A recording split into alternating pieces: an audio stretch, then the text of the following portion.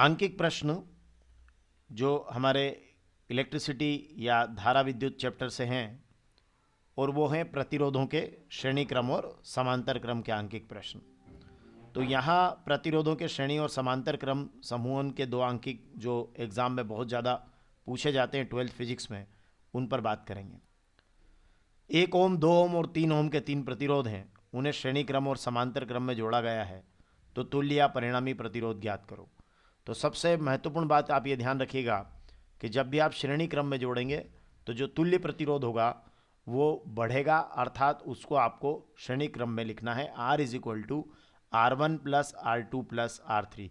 मतलब ये R1 का मान 1 ओम है, R2 का 2 ओम और R3 का 3 ओम है, और आप श्रेणी क्रम में जोड़कर तुल्य प्रतिरोध या परिणामी प्रतिरोध निकालना चाहते हैं, जिसको हम R बोलते हैं, तो R का मान होगा R1 plus R2 plus R3। मतलब तीनों को क्या करना, आप जोड़ देना।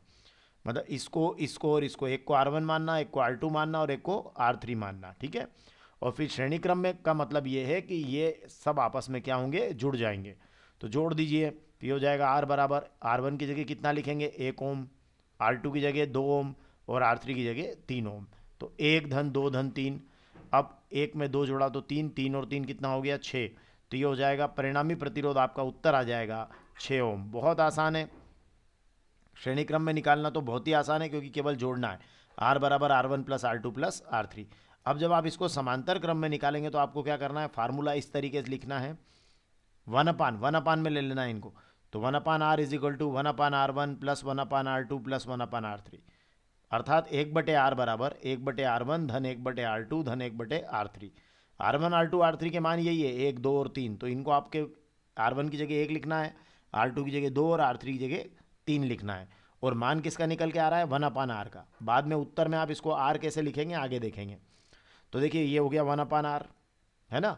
ये हो गया 1/R1 की जगह कितना लिखा, 1, तो ये 1/1। फिर R2 की जगह कितना लिखा, 2, तो ये हो गया 1/2। फिर R3 की जगह कितना लिखा, 3, तो ये हो गया 1/3। तो ये हो गया 1/R is equal to 1/1 plus 1/2 plus 1/3। अब यहाँ पर 1 2 3 का आपको लेना पड़ेगा लघुत्तम के माध्यम से आप इसको हल करेंगे। तो आप क्या करेंगे कि जैसे 1 2 और 3 को अगर आप लेने जाएंगे तो देखिए 1 2 और 3, तो 2 से आपने किया तो 1 1, और फिर ये 3 है, 3 किया तो 1 1 1, तो 2 तिया कितना बन रहा है, 6 बन रहा है। तो मतलब यहाँ पर बनेगा ये 1/R इज इक्वल टू, ये नीचे हो गया 6, ठीक है। और अब देखिए यहाँ पर 6 है, तो देखिए 6 में 1 का भाग लगाएंगे, 6 बार जाएगा, ओके, और 6 का 1 में गुणा होगा तो 6 हो जाएगा। अब देखिए 6 में 2 का भाग कितनी बार जाएगा, 3 बार, तो 3 में 1 का गुणा 3। फिर 6 में 3 का भाग कितनी बार जाएगा, 2 बार, तो 2 का 1 में गुणा 2। तो यहाँ डेफिनेटली जितनी बार भाग जा रहा है उतनी बार यहाँ ऊपर गुणा हुआ जा रहा है, क्योंकि यहाँ सब जगह एक एक एक ही लिखा है। तो जैसे यहाँ पर 6 बार भाग गया तो 6 लिखा जाएगा, 3 बार भाग गया तो 3 लिख देंगे, और 2 बार भाग गया तो 2 लिख देंगे, क्योंकि यहाँ 1 1 1 है। अब ये 6 और 3 9 और 2 कितना हो गया, 11। तो ये हो गया 1/R इज इक्वल टू 11/6, ठीक है। आपको क्या निकालना है, आपको निकालना है R, क्योंकि R को बोलते हैं परिणामी प्रतिरोध। तो परिणामी प्रतिरोध जो है R हो जाएगा, दोनों को उलट दीजिए, इसको उल्टा कीजिए, इसको भी उल्टा कीजिए, तो R बराबर हो जाएगा 6/11 ओम। तो ध्यान रखिएगा कि जब समांतर क्रम में जोड़ते हैं तो आपको क्या करना है, पहले लघुत्तम समापवर्त विधि से उसको मान को निकालना है, और उसके बाद में उलट करना है, इसको उल्टा करके फिर आप R निकालेंगे, और वह आपका परिणामी प्रतिरोध होगा। एक क्वेश्चन की अगर आप चाहें तो मैं आपको प्रैक्टिस करवा देता हूँ। जैसे मान लीजिए यहाँ देखिए, तो आपको यहाँ दिखाई दे रहा होगा, प्रश्न बहुत सिंपल है। 3 4 और 5 ओम के प्रतिरोध श्रेणी क्रम में जोड़े गए हैं, समांतर क्रम में जोड़े गए हैं, तो तुल्य प्रतिरोध। तो श्रेणी क्रम में आपका फार्मूला फिक्स है, R1 plus R2 plus R3। अभी हाल प्रश्न किया अपन ने, तो यहाँ 2 4 और 5 ओम के प्रतिरोध दिए, तो R1 के प्लेस पर 2 लिखेंगे, R2 के प्लेस पर 4 और R3 के प्लेस पर 5। तो 2 4 और 5, ठीक है। तो ये R बराबर हो जाएगा, कितना हो जाएगा परिणामी प्रतिरोध, 2 और 4 6 और 5 11 ओम। तो श्रेणी क्रम में तो बहुत सिंपल है, मतलब जस्ट आपको क्या करना है, उनको जोड़ना है, R is equal to R1 plus R2 plus R3। लेकिन जब समांतर क्रम का फार्मूला आता है तो वो भी मैंने आपको बता दिया, 1/R करके लिखना है। तो 1/R is equal to 1/R1 plus 1/R2 plus 1/R3।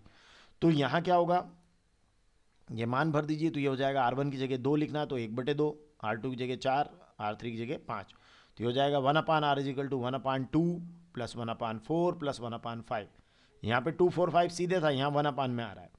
अब 2 4 और 5, अभी 1/2 1/4 और 1/5 को आप लघुत्तम समापर्त वाली विधि से जो है आपका जो आपको एलसीएम लेना है और इसको हल करना है 2, 4, 5 को।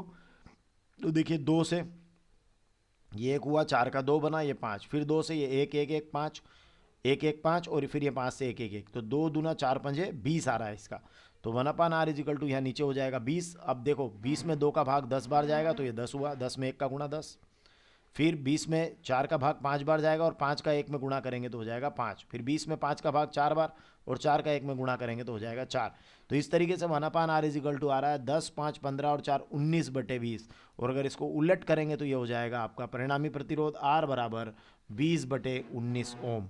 तो ये बहुत महत्वपूर्ण प्रश्न है, एग्जाम के पॉइंट ऑफ व्यू से आप इसको अवश्य तैयार करें। धन्यवाद।